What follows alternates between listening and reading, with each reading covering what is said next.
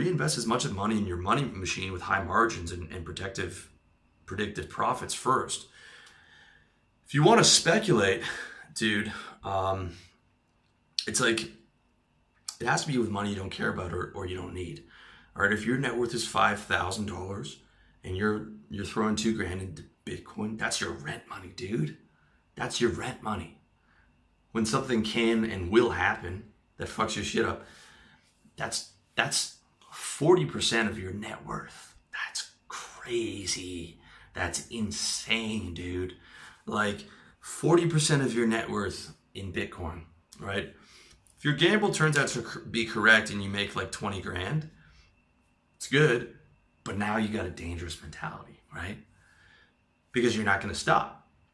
You think you can throw $2,000 in, make 20 grand the next year, you think you're going to stop? Man, hell no. It's like guys talking about just taking one steroid cycle. No one ever does that, right? You're like, oh man, you know what you're going to say? You're going to drop, and I've been around traders for a long time, dude. You're going to drop $2,000, you make 20 grand. You know what you're going to say? Man, I knew it was going up. I should have dropped $5,000 on it, man. I should have bet $5,000 on it. You're never happy, okay? So you know what you're going to do? You're going to go in again. Next time you're going to spend more. But you know what's going to happen? You play again eventually. The next time you take a hit, you're not going to be able to punch out because you're not a professional trader and you don't have the discipline and you're playing with your rent money. You're not playing with the $3 million of other people's money that I was playing with. You're playing with your rent money, dude. So that $2,000 starts going against you and you're like, man, I can't lose this. I have to hold it. Right? Have to hold it till it comes back. All right. Or maybe you can get some credit and put more on it and average into it. So like, I don't like my position. I'm going to throw another grand on there. And man, it just keeps getting worse. I'm gonna average into the losers. What every rookie trader does. Even a lot of the big guys do it when they're taking a loss that they can't afford. All right. You know, you don't know about that psychology until you've really, really been through it. And when you're gambling with rent money, dude, you can't afford the loss. So you're going to hang on and you're going to average in. That's what's going to happen. Okay. And, you know, the first year of trading, we learned cut losers, cut losers, cut losers. That's not normal. What people want to do is they want to quickly grab their profits off the table and they want to let their loser ride because they're like, I don't want to lose money. So I'm just going to wait until it comes back and I'm going to average in and get a better position. Nah, man, you can't do it. You can't. It is. I'm telling you, read my article on equities trading if you're not convinced, dude. But I don't recommend it. No one I know is trading right now. And I'm telling you, I was with the best guys in Toronto. No one is still trading. No one is trading, 12 years later. That's just how it goes, man. I mean, you're better off playing online poker because at least there's a closed system. There's odds. You can calculate the odds. You can have the odds calculator. With trading, you don't know what's going to happen. It's all open-ended, dude. Especially with stuff like Bitcoin, where we don't even have chart data, where the fundamentals don't even come into play. It's crazy. With that said, though, okay. With that said, if you want to play with some throwaway money, that's a different story. Okay, throwaway money is when you have a six-figure business or a developing world equivalent of a six-figure business, and you have $100,000 in cash in the bank and maybe some other investments, okay? And you want to drop $3,000 on it, all right? Which is going to be 3% of your net worth, okay? Which is still kind of a lot of money when you look at it that way. But let's say you in part of your investment system is, you have index funds, you have bond funds, and every year you put 3% of your net worth on a speculation, on a wild gamble, right? Which I probably wouldn't even do. But if that's your mentality, I know that my man Black Dragon Caleb Jones from Black Dragon is making good money in Bitcoin right now. But again, that guy's doing well. He's got 4 businesses. He's probably got more than $100,000 in the bag, investments and all that. So he can afford to play with the throwaway money. And he says the same thing, dude. He says, this is money. I don't care if I lose. That's the mentality you have to have. Like, I don't care if I lose $3,000. Okay. And, but you go into it with a plan, right? You go into it with if you're going to make a trade and you know it's throwaway money.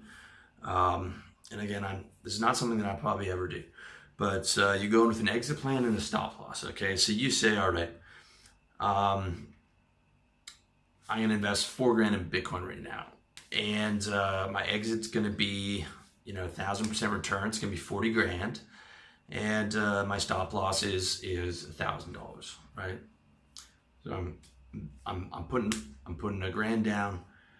If I lose $3,000, then that means I'm wrong, and if I make $40,000, that means I'm right. I'm going to take my profits out at that point. Okay. Or let's say you want to go into it as a buy and hold. Okay.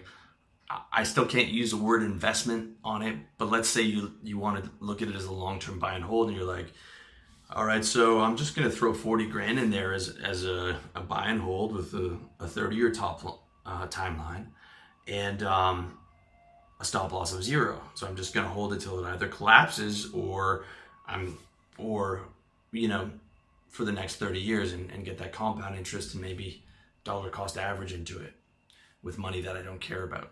Again, I don't like it, but the only position would be is like where those two trades, when you are financially secure and you've got all the money invested in your business, and you've got different streams of income and perhaps other investments and hedges and all that stuff, and then you got some throwaway money, man. But you're probably going to be like at least my age, if not in your 40s at that point. So that's just my 2 cents, dude. Okay, I'm aggressive about my business and putting money into my business and all that, but I'm conservative on the other stuff. Okay, the key, dude, is you got to have that cash. Like, you're not going to feel comfortable until you got like $30,000 in the bank, dude. Like, in case anything goes wrong. But you feel when you got like rent paid for the year and you got a bunch of cash in the bank and you got a secure business and all that stuff, and you can feel comfortable, man. But you got to get the foundation first. That's what I think, before you can start messing around. And even then, it's like, dude, you could invest that stuff into businesses and brands and stuff that's going to give you income for 30 years. That's my 2 cents on it. So I'm not a huge fan, but again, that's just my advice. Okay, I know a lot of you guys are hot on crypto, so I'm not trying to upset anybody. And again, I've opened the option to you, but you do have to have, in my opinion, those characteristics first, that amount of assets in business going for you first. Okay, it's like wanting the dessert without eating the meat and potatoes first. It's like, no, dude, you have to have a solid foundation on top of your house before you build the roof. You guys are like, you're worth $3,000, you're trying to spend $2,000 on Bitcoin. That's like building the roof of your house first before you even own the house, dude.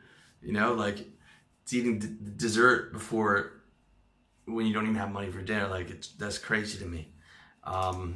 You need a solid foundation. You need all those things together. You can't gamble with rent money, dude. It's crazy. Okay, so don't let FOMO, fear of moving out, get you into a trade you can't afford. All right. So Bitcoin's $10,000 right now. If Bitcoin goes up to $30,000, I don't care. If Bitcoin goes up to 100, I don't care, because it's the mentality behind it. Just like if my friend starts a dropshipping business, starts making more money than me, I don't care. It's not what I'm doing, right? There's all kinds of other guys in other businesses that make more money, but like, that's just not in my reality, right? It's about the mentality of I can't invest in something that I don't buy into, and it's about going in with the. See, that's such a dangerous mentality. Okay, I used to hear this all the time in trading. Guys would be like, all day, because pretty much every trader I met that made money, with the exception of me, was a degenerate gambler. Okay, they had 4 charts open, and they had a poker screen. They'd be playing online poker at work while they're trading. Okay, and every trader always had the same mentality. I should have held it when he had a winner. Fuck, I should have held it for longer. Okay, or I knew it was going up. Or they said, like, oh, I knew Citigroup was going up overnight. I knew I should have held it overnight, right? I knew it was going up. Did they hold it? No. Did they put all their position? No, they didn't, right? So you can look and say, and next year if Bitcoin goes up, you could say, I knew Bitcoin was going up, but you didn't know. You actually don't know. It's a very It's a very seductive thing to think you know what's going to happen. But you don't, okay? And a large part of this is about the discipline and the mentality and not taking on that gambler's mentality. Because even if you win, dude, it becomes very dangerous. You're like, okay, you have a few wins in Bitcoin. Like, yeah, let's start doing Forex trade. Let's start, and all of a sudden, dude, you're not only now you're gambling, right?